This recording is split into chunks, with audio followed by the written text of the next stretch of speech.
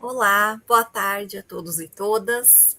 Estamos aqui com mais um Com Telas, o primeiro de 2026.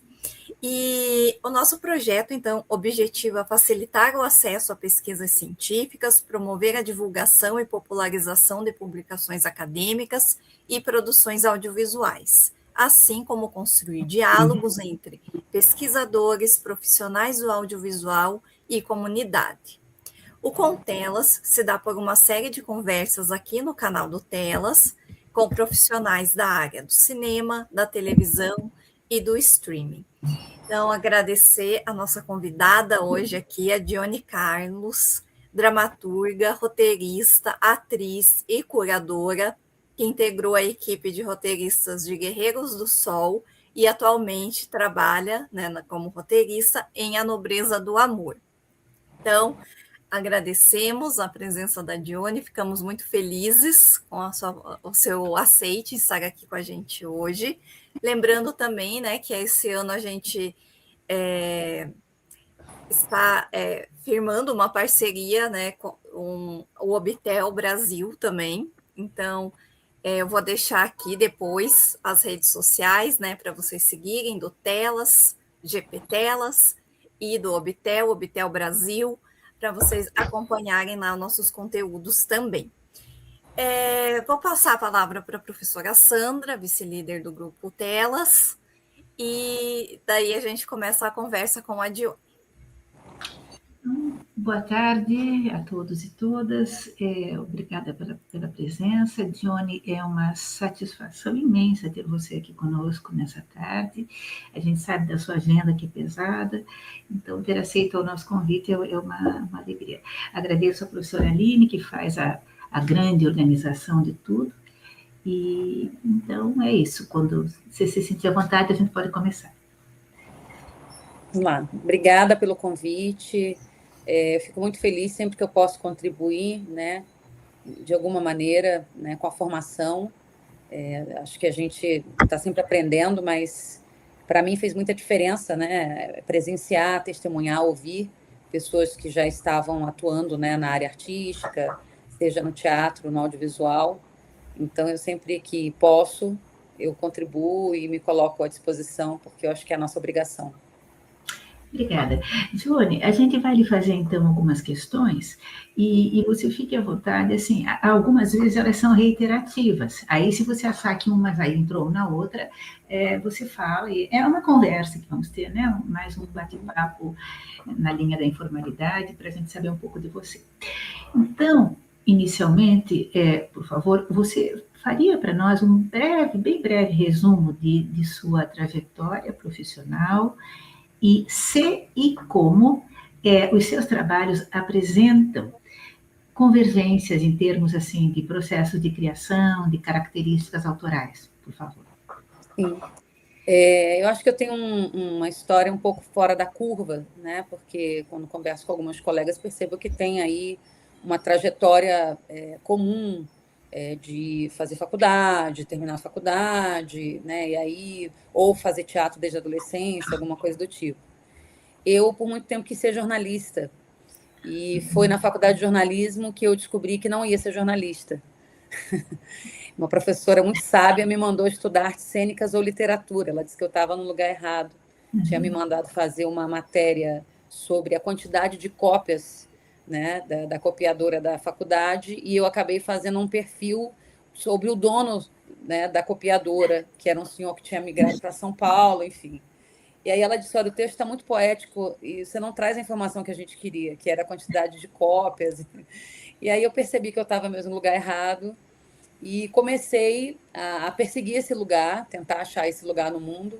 Eu sempre escrevi, eu fui atriz, porque depois fui fazer teatro, né? Eu tive contato com teatro na adolescência, eu lia muito teatro, incrivelmente, porque minha avó recebia livros de presente da patroa, e eu me lembro que ela ganhou uma coleção e me repassou, né, da Maria Clara Machado.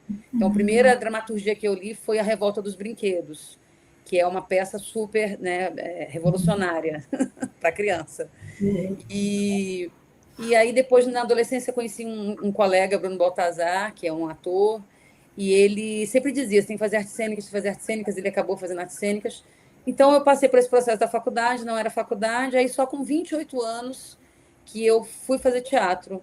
E aí, atuei como atriz por 2 anos, tive uma questão familiar, né, onde eu tive que ser cuidadora, abri mão da carreira, por causa da minha filha, fui cuidar da minha filha, né, que tem autismo não verbal, e fiquei em casa, assim. O que me salvou é que eu acho que a literatura, né, eu falo que esses livros são os meus melhores amigos na vida, né, e fez total diferença, assim, poder embarcar na literatura para entender esse momento dessa parada, dessa desistência, desse renascimento.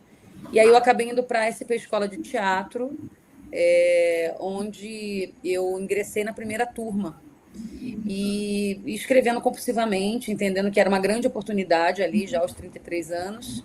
E nunca mais parei de escrever para teatro. Antes de me formar, acabei tendo um texto encenado e me tornei uma dramaturga de grupos de teatro, sobretudo na cidade de São Paulo. Eu vou precisar dar uma paradinha, eu tinha explicado para vocês antes, mas é muito rápido. Eu vou só dar um break aqui sem problema, e já volto. Tá bom, não tem problema. A Johnny vai ter só uma coisinha para resolver, para a nossa plateia aqui explicando, mas ela já volta, tá bom? Só um mini intervalo.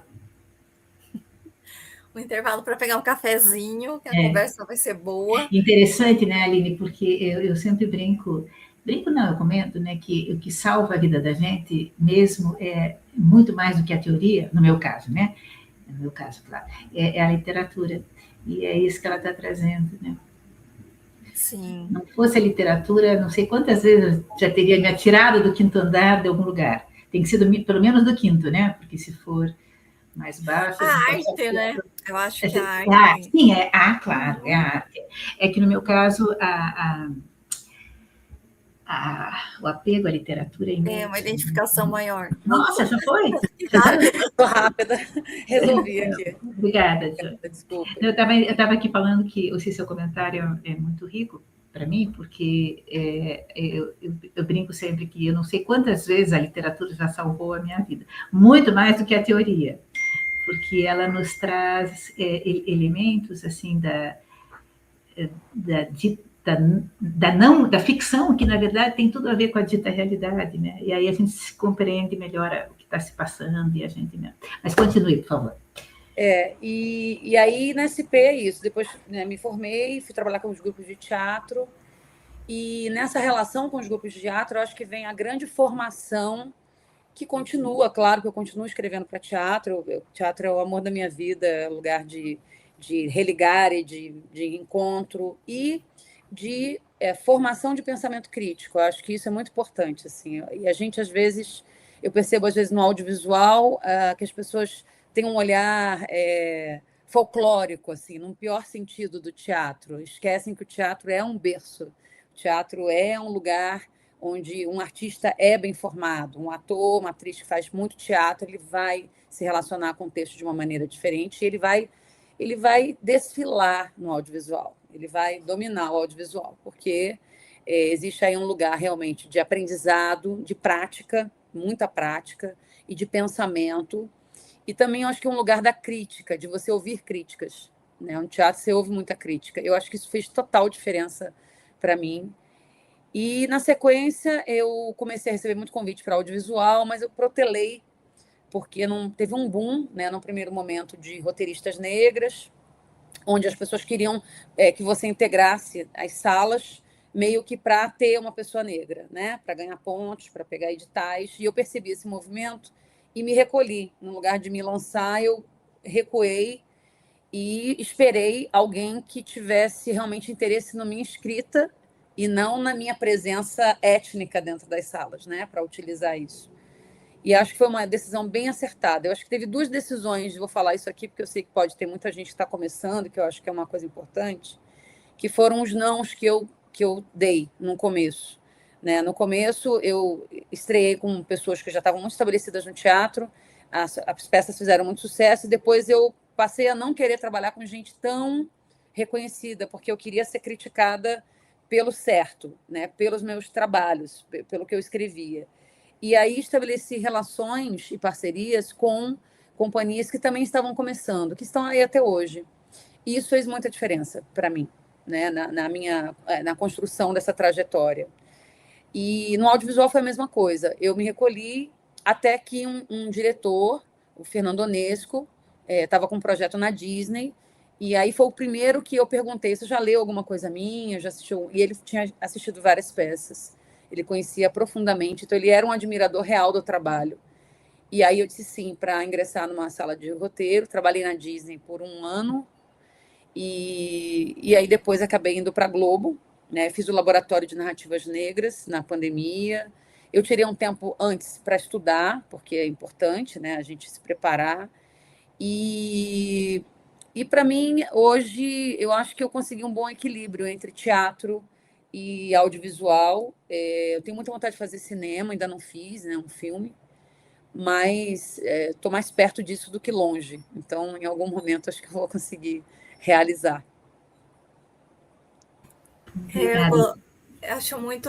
Só um pouco. Um comentário.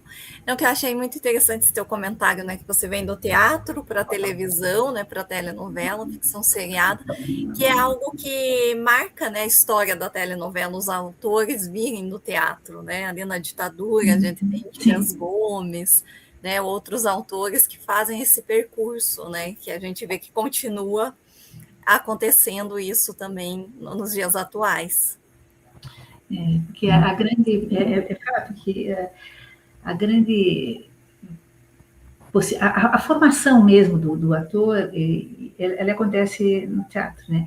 E quando eu me lembro que quando eu fiz letras, eu aprendi e levei, trouxe isso, e hoje eu acho que é isso mesmo, né? Que o teatro é uma das manifestações artísticas com maior potencial, não sei se é fato, mas eu acho que é com maior potencial de crítica mesmo, porque ele acontece de uma maneira ali ao vivo e a cores, né? E você sai com aquilo ecoando. Então, as revistas Bratz, por exemplo, né? Que você tem um potencial crítico assim maluco. Obrigada, Johnny. Você perguntou da questão autoral, eu não respondi, né? Eu vou pegar assim, um gancho nisso que você falou, Tá. porque eu, quando chego na SP Escola de Teatro, muito apaixonada, e sempre fui uma atriz, enquanto as pessoas estavam se aquecendo, eu estava lendo o texto, querendo entender como é que aquilo tinha sido criado e o que queria dizer, as muitas camadas, a polissemia. Isso é a coisa que eu acho mais bonita nos textos teatrais, né? Essa capacidade de possuir múltiplos significados, de ser interpretado de muitas maneiras, de ser encenado de muitas maneiras. E aí eu achava que tinha uma fórmula para escrever para teatro. Então, eu estudava com afinco, eu era extremamente CDF, assim, e aí, com o tempo, eu descobri que não ia rolar, só ficar repetindo. Não era uma questão de repetição, era uma questão de dialogar com o passado. Ler, né, interpretar aquilo e colocar dentro de mim, mas entendendo que eu tinha que trazer uma contribuição pessoal mesmo, né? E não a partir de vivências do cotidiano, da minha historinha de vida, mas de uma certa capacidade de apreensão, né, do presente para construir um futuro e mudar um passado, sabe? Eu pensava muito nessas coisas. E aí eu descobri que tinha muito a ver com a minha formação, a minha outra formação, que foi o modo como eu fui criada, porque eu venho de um território, né, em Quintino Bocaiúva, que é no Rio de Janeiro, que é um território com muita influência abolicionista e quilombola, né? Tem uma história ali, e nordestina. E criada num terreiro, eu entendi que essa musicalidade do terreiro, dos tambores, das músicas, das manifestações, elas estavam presentes. E eu vinha contendo isso para tentar reproduzir um modelo para escrever para teatro.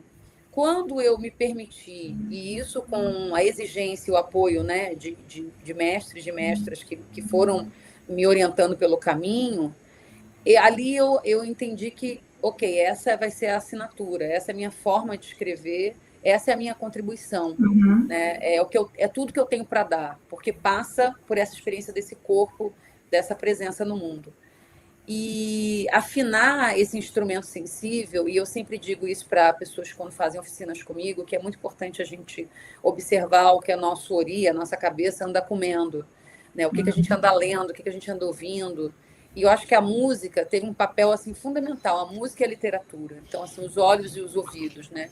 Eu sempre falo que eu escrevo com o ouvido, eu ouço muito. E eu acho que é um exercício que a gente tem que voltar a ter, que é ouvir. Eu acho que tem uma ânsia da fala. Eu gosto de falar, né? Eu sou falante, mas eu tenho períodos longos assim em silêncio, né? Talvez até por hoje moramos eu e minha filha, né? Minha filha é não verbal, ela fala de outras maneiras, mas tem um silêncio na casa. Então eu acabo passando muito tempo ouvindo, né? Ouvindo coisas fora e dentro, e ouvindo muitas coisas dentro, sobretudo. E então, quando essa musicalidade, essa melopeia, né, essa música do texto vem e que vem desse lugar, desse terreiro de chão batido, né, do terreiro, ali tem uma libertação para mim, no sentido de dizer, ok, é isso que eu posso, é isso que eu tenho. E aí chega nas pessoas, e aí as pessoas dizem, ok, aqui tem uma autoria e a gente quer se relacionar com essa autoria. Eu acho que esse encontro entre sensibilidades dessa autoria, né, do texto, com a autoria da atuação, da direção, da luz, do som, da cenografia, é talvez uma das maiores belezas em todas as áreas, tanto no audiovisual quanto no teatro, né? É evidente que no teatro é muito no corpo ali, né? Eu trabalho numa grande empresa de entretenimento e é bom a gente ter essa ciência e a gente tem menos contato, né, com as outras áreas. Só que eu tive agora a oportunidade na Nobreza de estar, né, com um dos responsáveis pela parte artística da novela, e aí de arte, né, da novela, e foi um encontro maravilhoso, porque ele abriu o material de pesquisa dele, eu me senti um pouco no teatro de novo, e falei, poxa, que bacana, quanto trabalho, né, por trás do que a gente vê, e que bom, que honra estar fazendo parte de mais um projeto artístico de qualidade dramatúrgica, né, que eu acho que Guerreiros e A Nobreza são dois produtos de alta qualidade dramatúrgica, Sim. né, isso faz diferença total, assim, tem uma trajetória que se mantém, né.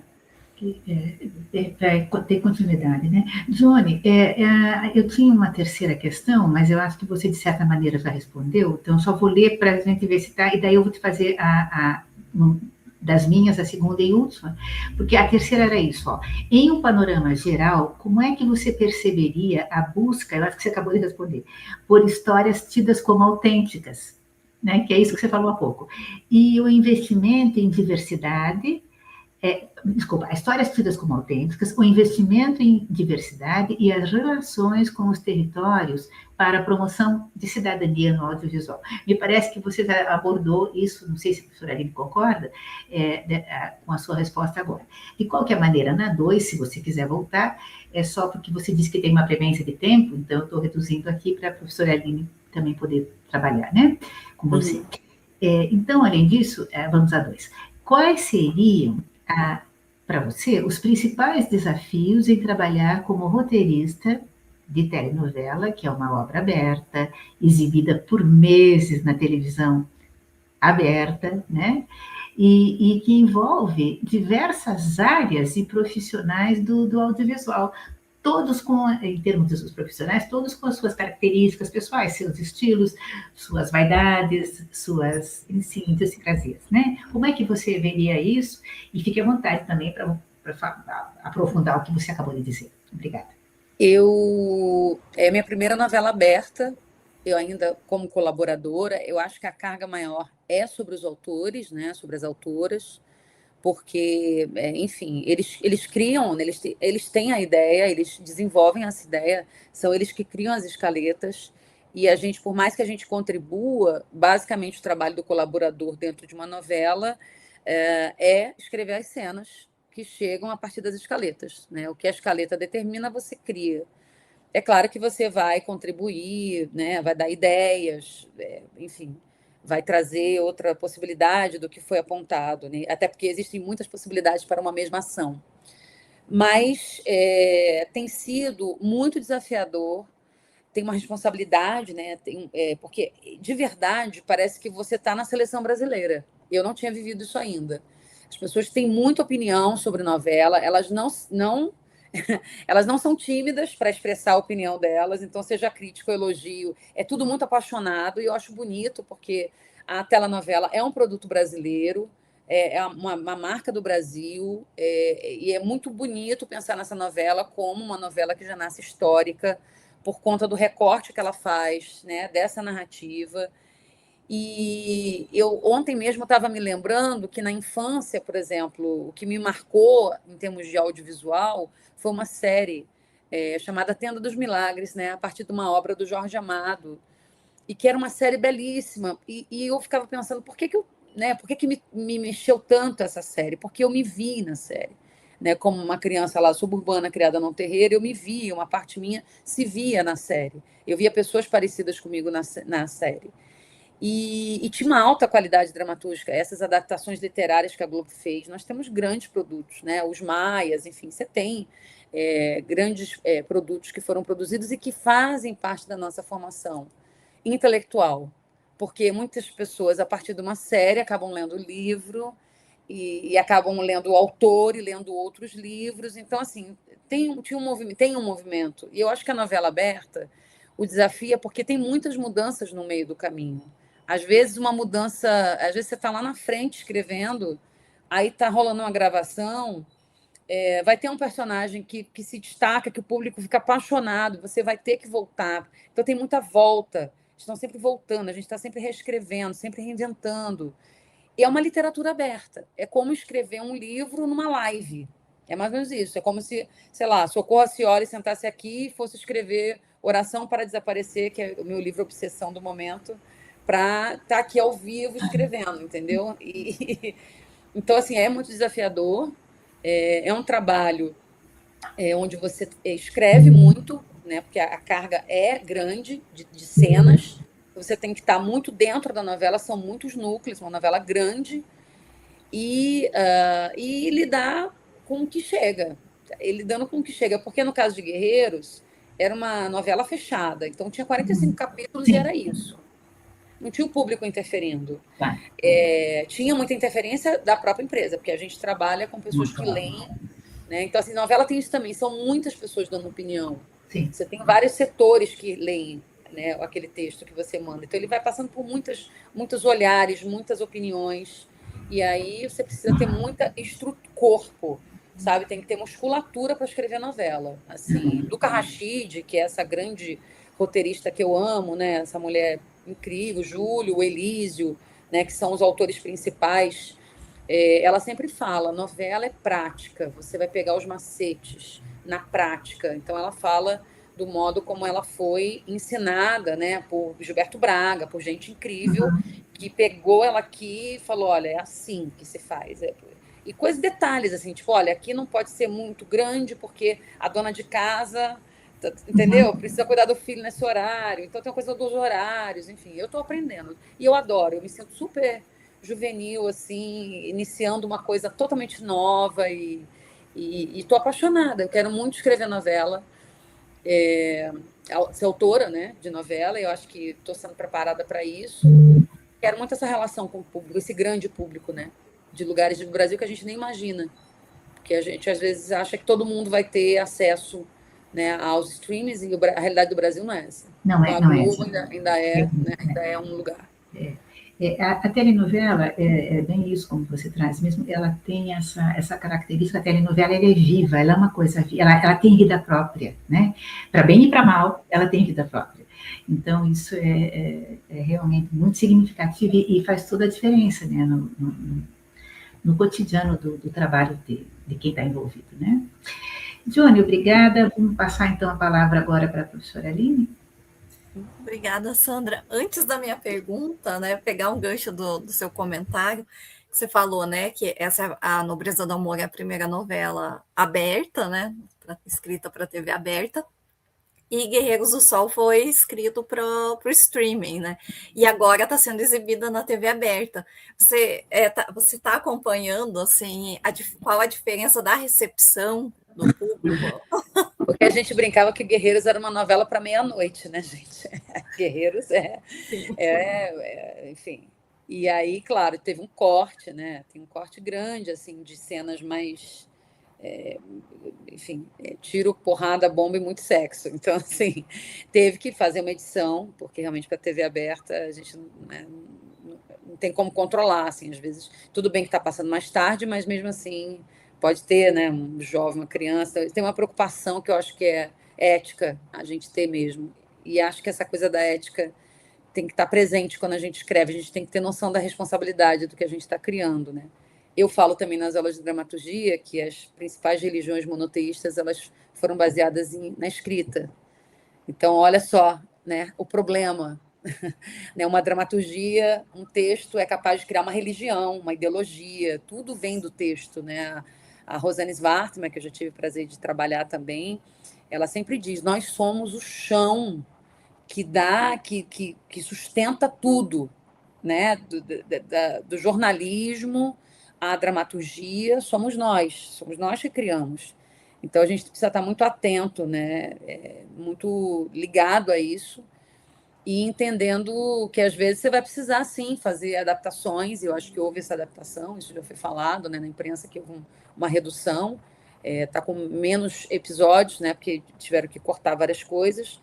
E é um trabalho interessante também. Eu não acompanhei essa decupagem, né? Acredito que o Jorge Moro e o Sérgio Goldenberg, que são os autores principais, tenham feito.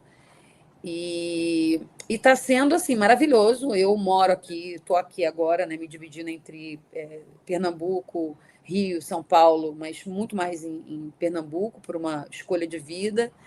E aqui no Nordeste as pessoas são apaixonadas por Guerreiros do Sol, quando sabem que eu participei da sala de roteiro, ficam muito felizes, me abraçam e ficam falando dos personagens. É muito bonita a relação porque as pessoas aqui falam de um lugar de memória afetiva. Então, sempre vem uma história de um avô, de uma tia, de um parente que teve contato com o cangaço, né, que viveu aquela situação. Então, para mim, tem sido muito bonito assim, estar aqui. Quando a gente estreou, eu levei a bandeira, né, da cidade que eu moro, que é Petrolina, e foi muito especial, assim, porque quando eu cheguei, tinha um cinegrafista que estava filmando toda a festa, que é da Rede Globo, e ele é daqui. E quando ele viu a bandeira, ele ficou louco. Ele falou: "O que você está com essa bandeira?" Eu falei: "É porque eu moro lá." Ele falou: "Eu sou de lá." E aí foi uma emoção. Essas magias, né, do dia a dia que acontecem. Sim, e a narrativa, assim, inspirada no cangaço, sempre teve, né, na telenovela. Até agora está reprisando o Cordel Encantado, né, no Globoplay Novelas, e que traz essa temática do cangaço. Mas eu percebo que atualmente há um aprofundamento nessas histórias, né, nessa inspiração da narrativa no cangaço. A gente tem, assim, um boom, assim, um boom de séries, né, com a temática do cangaço, Cangaço Novo, Maria e o Cangaço, acho, Guerreiros do Sol. Agora na Nobreza do Amor entrou o cangaceiro, né? Então, você poderia comentar um pouquinho dessa tua relação com a narrativa do cangaço? Só uma partezinha, eu estou no sertão da Bahia, e é impressionante como a gente consegue ver a adesão e a identificação de todas as faixas de público, né, com essa coisa do cangaço e disso que está agora na tela, né? Como é interessante, meu amor, isso. Desculpa. Eu tenho um bisavô pernambucano, e a história desse bisavô é muito importante assim, na minha vida, porque ele era uma figura apagada da história da família. Fui casado com minha bisavó materna, e ele fez 5 filhos, vendeu uns terrenos em Pernambuco, a gente não sabe a cidade, e saiu do Rio de Janeiro, largou ela lá com os filhos, veio para cá e sumiu. Então a gente não sabe o que aconteceu com esse homem, né? Ele é um fantasma na minha família.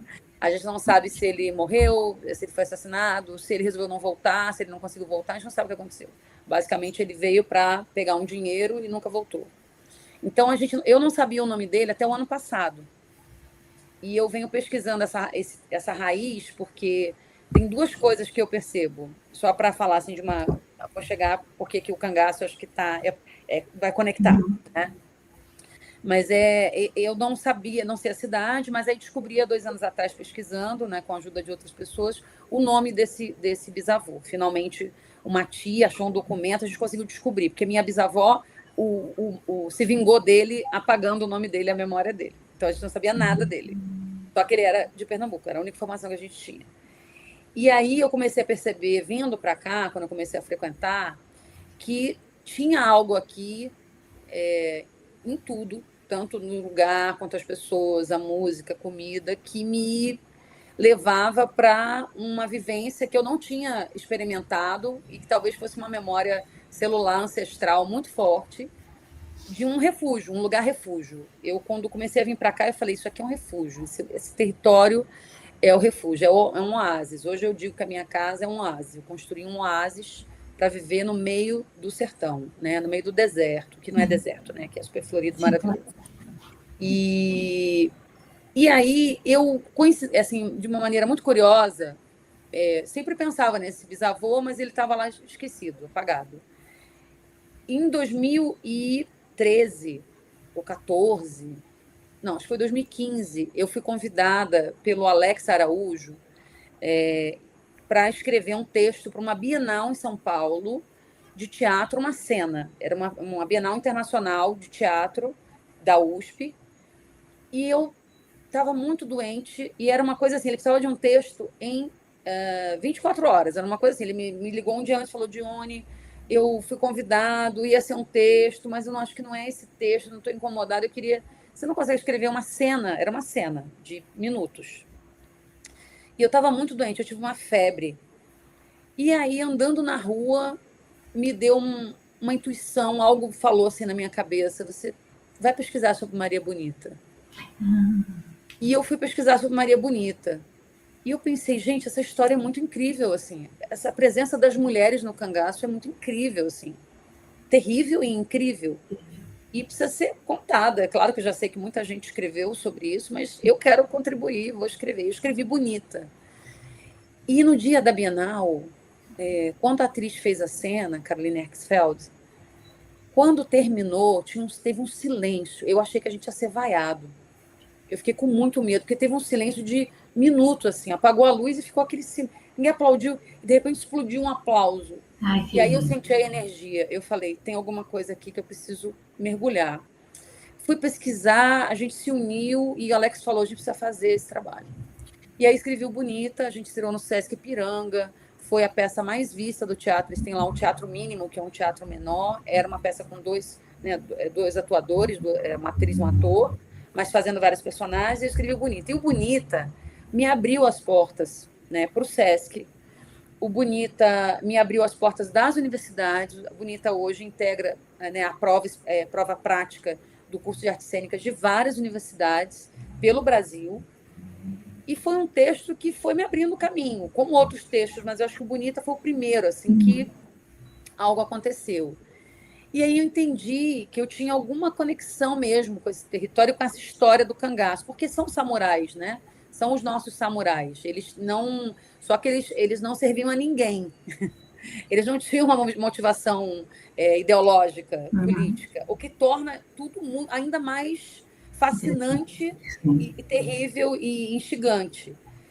E quando teve essa possibilidade de entrar em Guerreiras do Sol, tinha terminado uma outra sala, porque como eu sou uma roteirista fixa, né, que trabalho fixo na Rede Globo, eles vão me alocando de acordo com essa trajetória, com o que eu posso contribuir nas salas.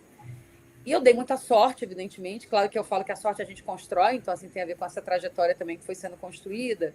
Só que pesou o fato de eu ter escrito Bonita para Guerreiros do Sol. E eu estava em Petrolina pela primeira vez quando teve o primeiro contato. Eu conversei com o Jorge Moura, ele me pediu para escrever 2 cenas, eu escrevi. Mesmo dentro da empresa, ele queria entender como é que era essa relação. E aí eu entrei na sala. E foi assim, uma experiência incrível, porque eu estava vindo para cá direto, escrevendo Guerreiros do Sol, ouvindo as histórias, viajando pelo Piauí. Então, assim, foi um momento maravilhoso de vida. Eu acho que foi os 2 anos mais incríveis da minha vida até aqui. Foi 2023, 2024.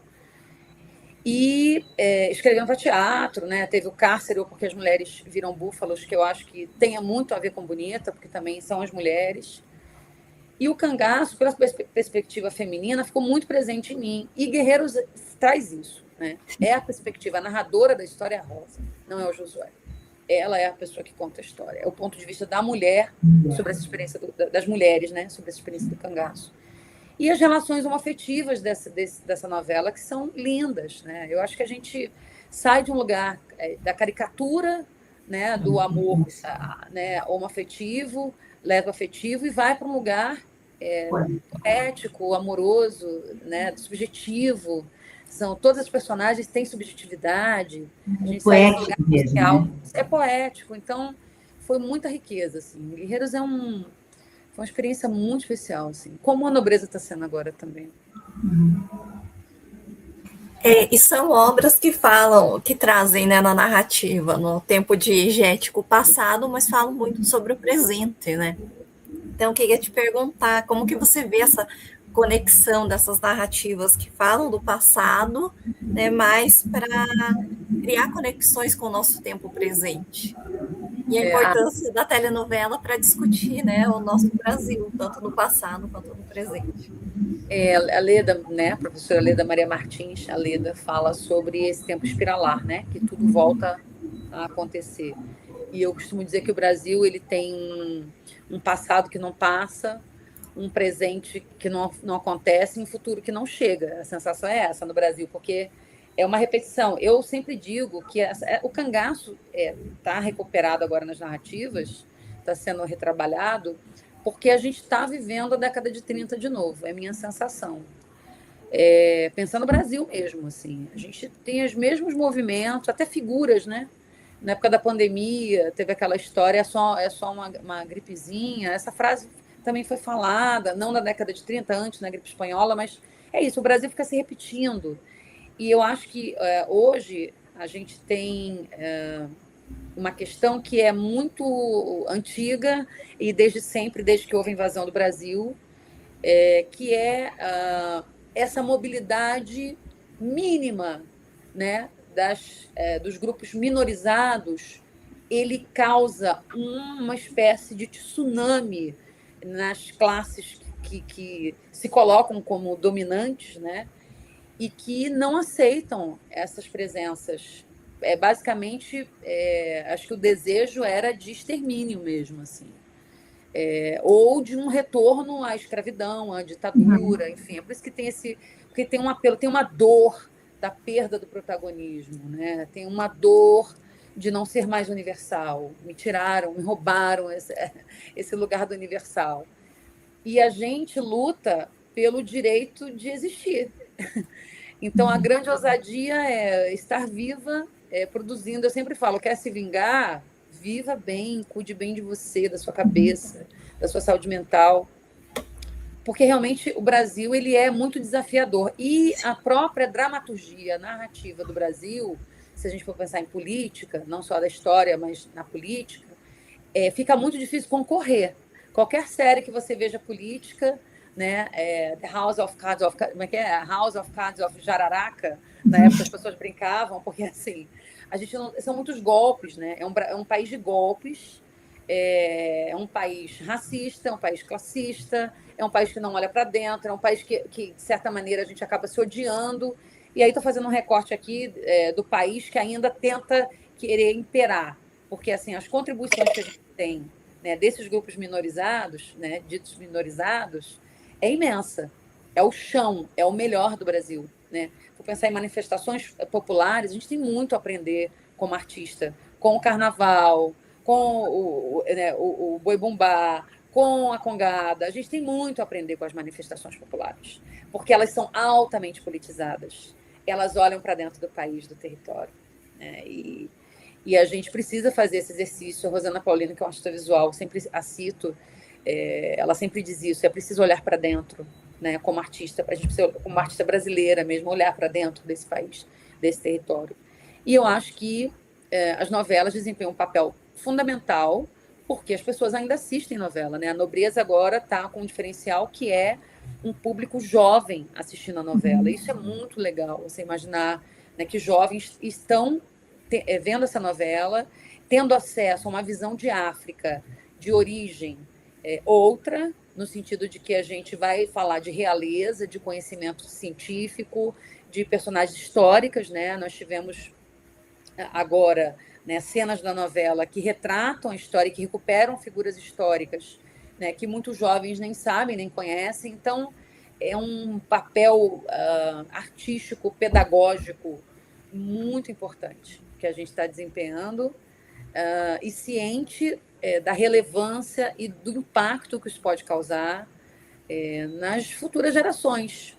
Eu brinco muito assim entre os colegas, eu falo, nossa, se eu tivesse visto essa novela com 10 anos, teria me poupado anos de terapia, anos de dor, né, de baixa estima.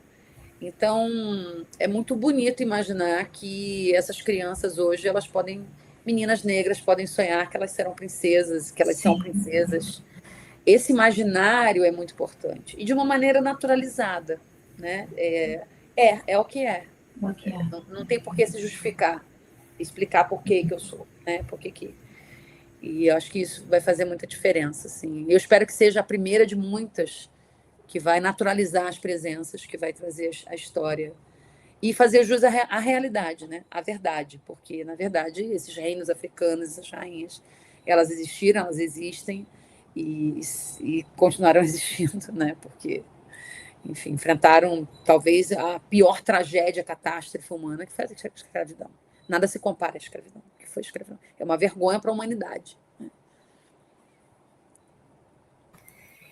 Em um dos nossos últimos eventos aqui, a professora Valquíria John, que está nos acompanhando aqui aqui no chat, ela comentou, ela mencionou que por muito tempo nós vimos no o audiovisual trazer questões das negritudes do Brasil ligadas aos períodos abolicionista, né? E pós-abolicionista, a época ali da proclamação da República, mas em geral nunca contadas pela ótica das negritudes. Você percebe avanços nesse quesito? E seria possível dizermos que um olhar descolonial pode acarretar rupturas, novas percepções e a questão também da visibilidade, né, para as mulheres negras? O corpo tem memória. E esse corpo que escreve, quando ele vai contar uma história, e é a própria história, no sentido de que tem uma experiência, né, que é real, de territórios, de convívios, de riqueza de material simbólico e prático, né, e filosófico, isso vai causar um impacto. Isso vai trazer uma diferença. E eu acho que as salas de roteiro já perceberam que só tem a ganhar com essas presenças. Nada a perder, nada a perder. Ninguém vai perder nada, ninguém vai perder trabalho, ninguém tem trabalho para todo mundo. Porque, na verdade, o que você tem é o ingresso de pessoas que sempre contribuíram de maneira não reconhecida para as obras, para a história do país. E eu acho que agora o que a gente está fazendo é um trabalho de recuperação, de algum reconhecimento a essa contribuição. A gente sempre esteve. Tem um texto da Lélia Gonzalez, né, que ela fala, que eu gosto muito, que ela fala racismo e sexismo na sociedade, na cultura brasileira. E tem uma imagem que ela traz, né, dessa mulher negra que atuava dentro das casas grandes, garantindo a nutrição de comida, de alimento mesmo, mas também simbólica, espiritual para os seus, que estavam ali em sofrimento ao redor daquela casa, nas senzalas. E que essa mulher, de alguma maneira, ela representa a cultura brasileira, porque ela se infiltra na Casa Branca. E as manifestações populares, né? Se a gente for pensar na história do teatro, os primeiros atores eram indígenas. Os segundos atores eram pessoas, ou eram africanas, ou eram descendentes de africanos, pessoas escravizadas, porque era uma função mal vista. Então, a gente tem essa contribuição desde sempre, desde o primeiro momento que a gente pensou em performance nesse território indígena. Então, assim, essas presenças sempre estiveram. O que a gente está fazendo agora é reconhecer e validar mesmo no sentido de empregar, ou seja, você está participando ativamente dos processos, né? Eu espero muito que um dia essas presenças, que um dia eu não preciso ser apresentada como uma dramaturga XY, que eu posso ser uma dramaturga, mais uma dramaturga como todas as dramaturgas. Esse recorte que é feito ainda é uma tentativa de controle sobre a imagem, sobre quem você é. Então, assim, é muito importante essa ideia dessa narrativa, que não se submete a essa ideia do eu desse eu geral, desse eu que a Grada Quilomba fala disso, né? Desse eu universal, desse homem universal, que na verdade é um homem europeu, branco, e que não tem nada a ver com a gente, né? Aqui no Brasil, no sentido de que não é a maioria mesmo, né? A gente está agora falando de uma novela que está dialogando com um país, mas que está dialogando com uma parte da população.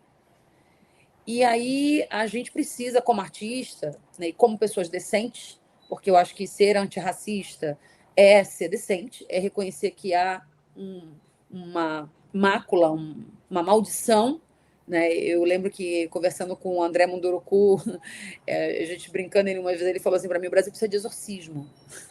O Brasil precisa de exorcismo.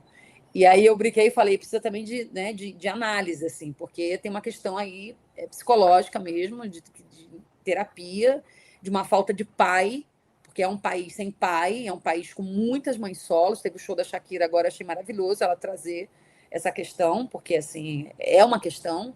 Eu acho que essa falta de pai está presente em todos os meus trabalhos, todos os meus textos têm essa falta de pai, porque essa falta de pai reflete a falta de pátria, reflete a falta de pai, de pai e de pátria e de país, né? Pátria, país e pai. Então, essa tentativa de achar esse pai, seja na ideologia, né? Na figura do político, seja Lula, seja Bolsonaro, seja na igreja, né? Seja numa religião, é muito presente. E isso acarreta muitos problemas, porque a gente tem uma legião de mulheres sobrecarregadas, né, que carregam esse país nas costas desde sempre. Todas as mulheres carregam, e sobretudo as mulheres negras retintas são as que mais carregam o país nas costas, né? A gente está falando de mulheres que amamentaram, que nutriram, que se sacrificaram. Teve uma Olimpíada que eu fiquei horrorizada, porque cada pessoa que subia para agradecer no pódio fazia toda uma homenagem à mãe e não tinha a figura do pai. Então, por um lado, eu me emocionava pensando: que bom que essa mulher está sendo reconhecida, né, mundialmente. Por outro, eu pensava: por que ninguém está problematizando essa ausência de pai? Não tem ninguém agradecendo ao pai, falando: meu pai que criou 7 filhos, sacrificou. As mulheres estão nesse lugar. As mulheres estão nesse pelourinho afetivo, sabe, da sobrecarga. E eu acho que a gente precisa falar disso, a gente precisa falar de masculinidade também, falar dessa criação desse homem, porque a gente está num momento, uma travessia grande. Eu acho que esse debate de gênero ele veio para destruir tudo, para a gente reformular tudo, mas os homens ainda não estão se pensando na intensidade que seria necessária para a gente promover uma mudança efetiva, real, na prática das relações afetivas que a gente tem. E estou chegando nisso tudo porque eu acho que isso tudo tem a ver com os trabalhos que a gente desenvolve, que a gente escreve, e para quem a gente escreve. A gente está escrevendo para um país onde não tem a figura desse pai. Então, por exemplo, ter um pai como o rei Caimã, que tem aquela relação com a filha, ter um tio, né, como é o tio de Alica, né, o José Zambi, que cuida dessa sobrinha, que é amoroso com a esposa, você ter esse homem presente em corpo e espírito, isso faz muita diferença. Porque a gente está construindo um imaginário onde esse homem pai, esse homem de casa, ele é naturalizado. Esse homem que divide, né, que quer cultivar o afeto dentro de casa, ele é naturalizado. E a gente só consegue isso a partir de uma mudança de imaginário. Não naturalizando mais esse homem ausente e essa mulher sobrecarregada. Não enaltecendo essa figura da guerreira que resolve tudo, porque não é. Né? Tá errado. Uma pessoa ela só vem ao mundo por conta de 2 pessoas. E se for uma sociedade mais saudável, essa criança só cresce com a ajuda de uma comunidade. Né? Eu fui criada por uma comunidade. Minha mãe foi uma mãe solo. E eu costumo dizer que eu fui criada pela comunidade gay. E continuo sendo amparada pela comunidade gay e lésbica. São as pessoas que estão sempre prestando, né, auxílio, que conseguem entender a problemática. Eu sou uma mãe atípica, então são as pessoas que me ligam para saber como eu estou. que vêm na minha casa, que me dão carinho. E isso não é só a minha história, estou contando porque eu acho que é um íntimo, mas é universal, né? E a gente precisa trazer isso para as histórias. A gente precisa colocar isso na novela, na série. A gente precisa fazer grupos de homens para eles falarem de emoção. Eu quero entender, né, como é. Porque assim, existe um privilégio em ser homem. Mas em que medida isso também os adoece? Eu não acredito que os homens estão super felizes. Os homens estão matando. Os homens estão morrendo. Os homens ainda estão tentando destruir o planeta com bomba atômica. Então, não está legal para eles também. Eu acho que a gente, com tudo, com todo o sofrimento, perseguição, os números alarmantes, né, de mulheres sendo mortas, nós conseguimos nos unir, que eu acho que foi uma vitória mesmo, a gente conseguiu fazer isso, mas a gente ainda está submetida a uma violência muito grande desse patriarcado que está aí e que, às vezes, a gente também acaba contribuindo para que ele permaneça. E silenciar é uma delas. Buscar validação nesses homens é uma delas. Então, a gente precisa romper, né? E eu acho que romper, eu criei 2 homens, né? Tenho 2 filhos adultos, que foi um grande desafio, é falar sobre isso. E é colocar esses homens para falar também sobre o que eles sentem. E validar. Inclusive, dores que a gente não vai ter paciência para ouvir, porque a nossa é muito maior e a gente morre, né? As mulheres morrem. Então, e eu acho que o nosso trabalho na novela e quando a gente escreve é esse, é trazer esses temas tabus, é falar de morte, é falar de suicídio, né? É falar desses homens que não estão se pensando. Eles não estão se pensando. Eles estão se rebelando contra o resultado do pensamento que as mulheres desenvolveram ao longo do tempo para pensar o nosso papel no mundo. E esse movimento que está vindo de mulheres celibatárias que desistiram do sexo com homens, de mulheres que não querem filhos, isso é um impacto grande nessa estrutura. É um movimento revolucionário, mas que precisa de atenção, porque as mulheres continuam, a gente continua ainda nesse lugar, ainda muito sobrecarregado, muito solitário, né? Então, acho que tem um caminho longo aí. Eu quero muito mergulhar nisso. Acho que a minha próxima obsessão vai ser entender, entrar dentro dessa caixa de gordura, né? Para entender como é que se forma um feminicida, né? Como é que ele é formado? Qual o impacto de um feminicídio numa criança? Eu quero ouvir a voz dessa criança. São muitos órfãos, né? Então a gente tem não só crianças abandonadas, mas você tem crianças que efetivamente são órfãs criadas, né? Fora os abortos que a gente tem no país, né? Por conta da questão social, a gente tem também agora essa legião de pessoas, de homens, filhos de feminicidas, muitos que vão reproduzir o que o pai fez e que para mim é inaceitável. Assim, a gente não pode simplesmente gritar mais. A gente precisa mergulhar para entender como que esses homens são formados, porque a gente participa disso de alguma maneira. E é olhando para isso que a gente vai entender como não seguir participando e nutrindo essa maldição, sabe, histórica. Enfim, muitas questões. Sua pergunta abriu aqui. Perfeito. Todo mundo tinha que te ouvir, Johnny. Todo mundo. Porque, nossa, perfeito seu comentário. É emocionante. E a gente combinou, né, uma hora de conversa, já estamos nos aproximando. Então, eu tenho mais uma perguntinha. Caso alguém aqui nos comentários queira realizar também, né, algum comentário, alguma pergunta, a gente faz aqui rapidinho, tem uma rodada de perguntas, ou leia aqui os comentários. Professora Sandra, ela tem um compromisso daqui a pouquinho. Sandra, você vai precisar sair ou continua aqui mais um pouco? Olha, o cartório que eu tenho aqui é muito perto aqui. Até 3h20 eu consigo ficar. Se não, se eu sair antes, Johnny, eu queria lhe dizer que foi, assim, uma experiência maravilhosa, muito emocionante de ouvir. É uma extensão de alma, não, de coração, que a gente pensa tudo isso e a gente tem que sair dessa posição de silêncio ou de relativo silêncio. Então, muito obrigada, antecipadamente. Obrigada, plateia, obrigada, professora Aline, por ter feito esse contato precioso, tá bom? Obrigada, Sandra. Então, eu vou fazer a última questão aqui, que a professora Imaculata, né, coordenadora do Bitel, ela fala sobre uma acentuada tendência de serialização das telenovelas e de telenovelização das séries. De modo geral, né, você percebe esse fenômeno interferindo nos processos de criação das obras? Eu acho que tem uma retroalimentação agora acontecendo entre as formas, né, de exibição e que vão atuar sobre o modo como a gente cria, porque você está criando produtos, e são produtos, né? Se for pensar novela, é um produto, né? A gente tem aí uma relação também com Paulo Autran, que dizia, né, que na verdade a novela é a arte do anunciante, né? Ele falava isso. Então, assim, você tem aí um universo para dialogar também, que não é só do âmbito artístico, nem do âmbito das coisas que eu vinha falando, né? Você tem um âmbito prático, que a novela é cara, né? O Brasil cria produtos de alta qualidade, se a gente for comparar com outras novelas que você vê em outros lugares, né?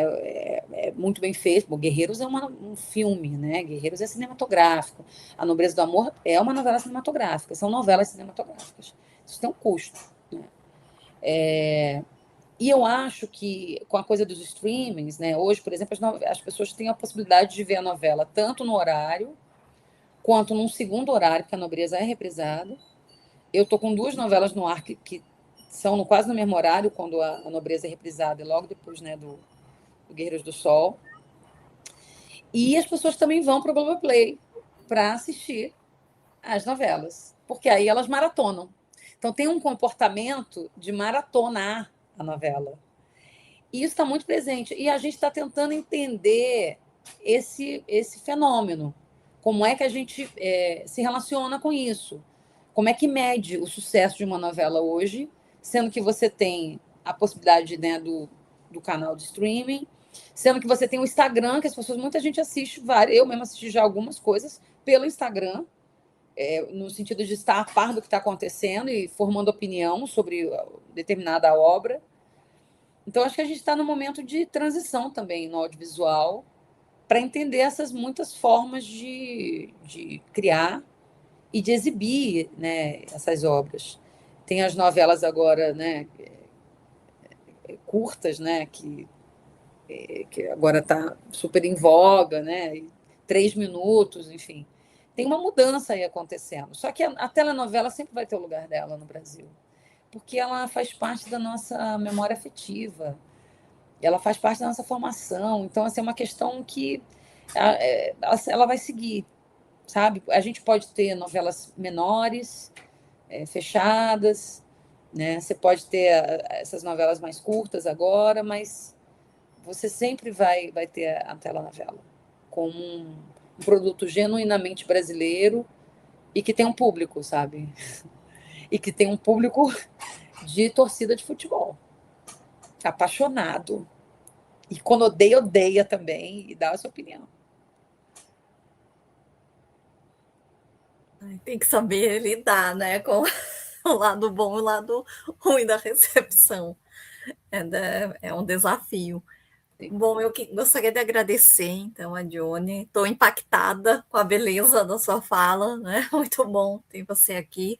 Acho que nada do que eu vou falar agora né, vai ser maior do que o que você disse. Foi poético mesmo. Muito obrigada. Obrigada a quem acompanhou aqui. Quem acompanhou, gostou, divulga, que eu acho que, né, tem que ser compartilhado. Essa fala da Johnny aqui, muito importante, impactante. E quando se fala, né, do impacto social da pesquisa acadêmica, acho que, né, impacto é isso aqui, né, que a gente está ouvindo hoje, muito importante. Então, muito obrigada, Johnny. Sandra, Johnny. Obrigada, Johnny. Foi, assim, muito, muito bonito mesmo. Muito obrigada. Obrigada. Que a gente continue, como a Angelo fala isso, né? Assim como o sol me ergo, que a gente continue se erguendo. É o que eu desejo. E se apoiando. Se apoiando e se erguendo. Muito bonito. Que a gente possa se encontrar pessoalmente, né? Sim. Sim, seria ótimo. Chamem. Tchau, tchau. Até a próxima. Até a próxima. Tchau, pessoal.